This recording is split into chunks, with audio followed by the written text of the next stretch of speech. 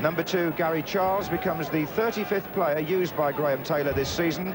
He's one of 3 Nottingham Forest players in the back 4, and there are 3 Crystal Palace men in the starting lineup, including number 10, Ian Wright, who makes his first appearance of the tour, and number 11, John Solako, who, like number 9, Brian Deane, starts an England game for the first time. It's also a big day for Stuart Pearce, who captains his country for the first time in the absence of Gary Lineker, who's away on club duty with Spurs in Japan. The England subs there, and now the New Zealand team. New Zealand have made just 1 change from the side that ran England so close in Auckland, and that's in goal, where 27-year-old Grant Schofield wins his 5th cap and takes over from Clint Gosling.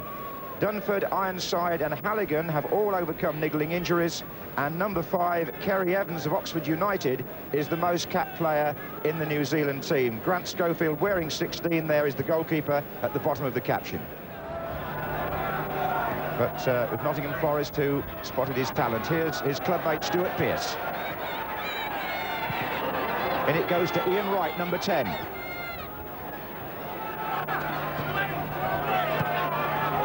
Here's Wise, Charles, and an awkward one. Oh, goodness me, that was nearly a dramatic start to the international career of Gary Charles, Trevor Brooking. Solako. That's a promising run by John Solako. Deane at the near post. Oh, and it wouldn't quite run for either Platt or Wise. Good build-up by Solako on the left.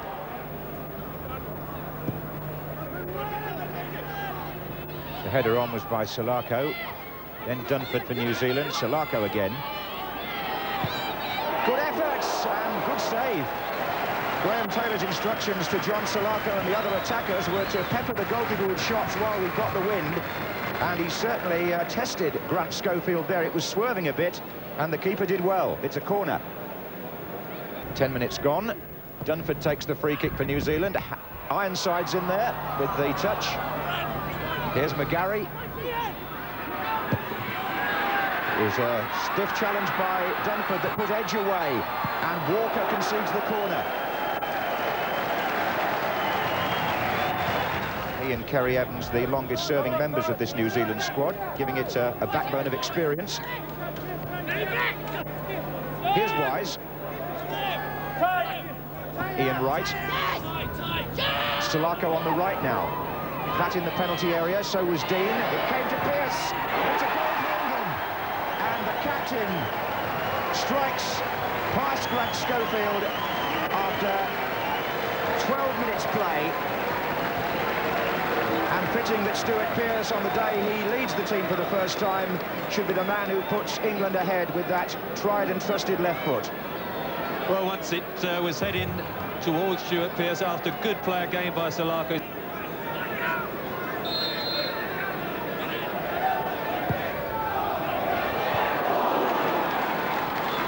Nice kick by Ferris. Offside flags up. That won't count by David Platt.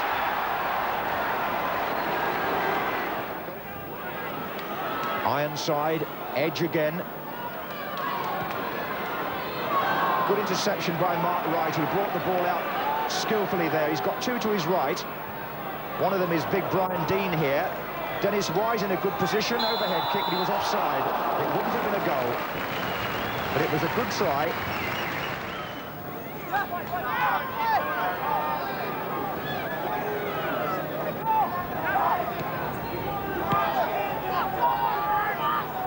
Charles. Ian Wright. Difficult.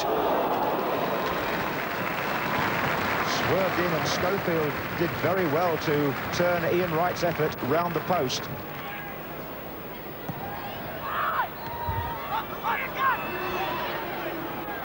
That's Halligan. Pearce's header out. Oh, what a good shot by De Jong.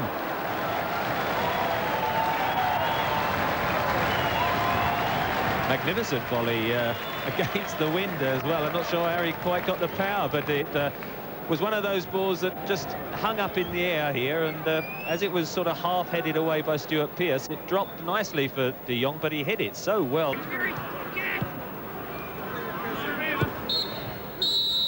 So, despite having the huge wind advantage and having nearly all the play, England had to settle for 1 goal in the first half, put away by Stuart Pearce on the day he captains his country for the first time.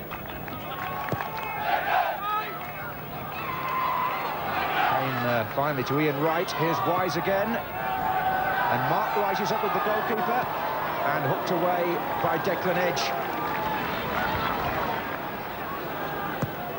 There's Mark Wright. Ian Wright. Salako. Thomas. Good strong run by Jeff Thomas this. He's going all the way. Cut it back well to Wise. And Ian Wright surely. Ian Wright off the line. And Thomas comes in again, saved by the goalkeeper. Oh. Well, New Zealand escaped, and they're on the attack with Michael McGarry. England still trying to work out how they failed to score number 2. Certainly, Wise had an opportunity to put it away. Here's Gray. Ian Wright. Gary Charles. David Hirst making for the near post. Chance for his first international goal, and he takes it. David Hirst, only on the pitch for 5 minutes or so, has made it 2-0 to England. And the other newcomer, Gary Charles, playing a very important part, Trevor Brooking, in the build-up. Superb run by Gary Charles. I think that's what Graham Taylor has been looking for, to get some movement from fullbacks down this right-hand side. Graham Taylor and Laurie McMenemy both well wrapped up against this wind. And here's Ian Wright with Salako coming in from the far side. There are others arriving now. There goes Salako! And turned away by Ferris. John Salako got in front of the other England players coming in.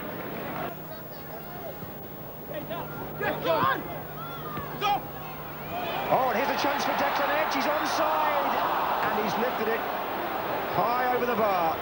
The former Shrewsbury and Notts County player was put through there, and the England offside, or the line of defenders, looked towards the linesman. Now Mark Wright. Salako.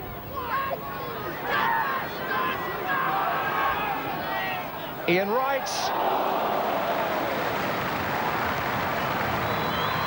Thomas Edge, number 15, is waiting to come on.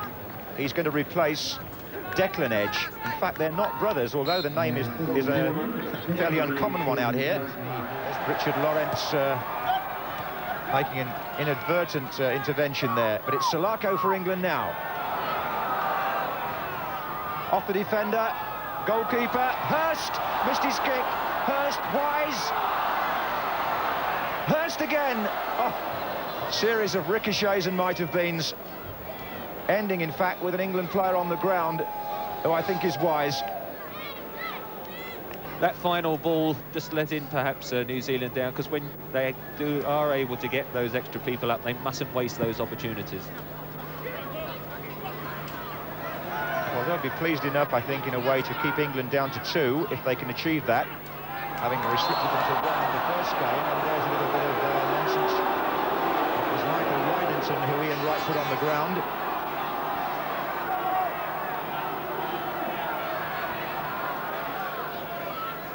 Here's Roger Gray. Edge. Gary Charles. Oh, what a mistake he's made there. It's Michael McGarry for New Zealand. Surely he'll score. Well, was it behind the line? It was out by Des Walker. And McGarry fails with perhaps New Zealand's best chance, courtesy really of Gary Charles, who will be relieved that his Forest colleague got him out of jail there.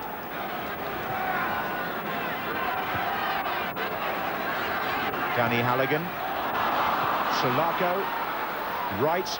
And Salako's onside because he was inside his own half. John Salako for England has hit the post. Oh, and the follow-up's gone wide. Jeff Thomas. I don't believe how he could miss that. And neither does he.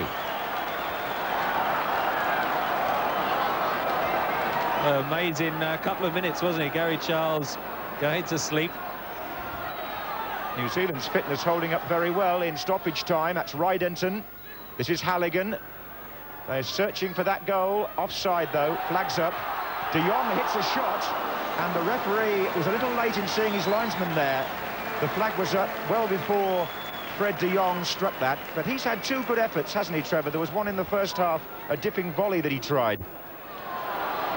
Woods collecting that completely unchallenged, and the referee brings to an end the second international between New Zealand and England. Stuart Pearce, the scorer of the first half goal, to which the substitute David Hirst added the second 5 minutes after coming on. So 2 victories here in New Zealand for Graham Taylor's team. The second one more convincing, both in terms of the margin and indeed the performance, I would say. And England now move on to Kuala Lumpur with a tour record of 3 wins out of 3. So the final score in Wellington is New Zealand 0, England 2.